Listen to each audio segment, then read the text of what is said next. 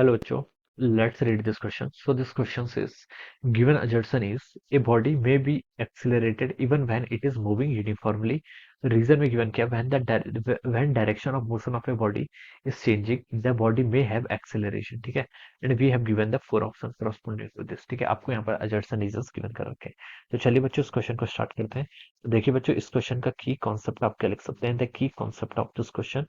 आपको देखिए यहाँ पर पहले मैं देखिए यूनिफॉर्म मोशन के बारे में बताना है किसके बारे में आपका यूनिफॉर्म मोशन ठीक है so we can write down the key concept of this question is हमारा यूनिफॉर्म मोशन यूनिफॉर्म मोशन का देखिए क्या मतलब होता है यूनिफॉर्म मोशन का मतलब होता है कि अगर कोई बॉडी आपकी कांस्टेंट वेलोसिटी से मूव करती है तो उसे हम क्या बोलते हैं आपका यूनिफॉर्म मोशन ठीक है मोशन क्या होता है आपका यूनिफॉर्म मोशन कहलाएगा ठीक है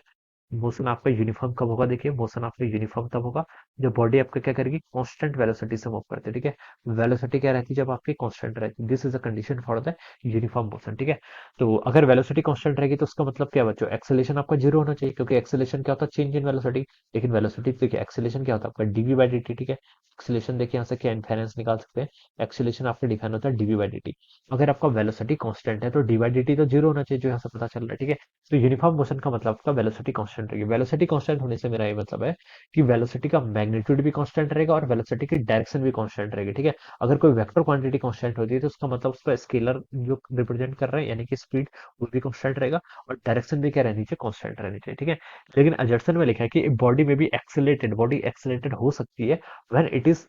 मूविंग यूनिफॉर्मली ठीक है तो ये रॉन्ग हो जाएगा ठीक है अगर बॉडी आपका क्या है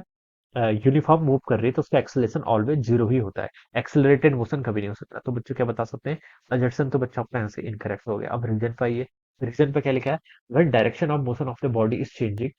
जब बॉडी में हैव एक्सेलरेशन जब आपकी डायरेक्शन ऑफ मोशन चेंज कर रही है बॉडी में हैव एक्सेलरेशन ये बिल्कुल करेक्ट है ठीक है अगर कोई बॉडी देखिए सर्कुलर मोशन करती है ठीक है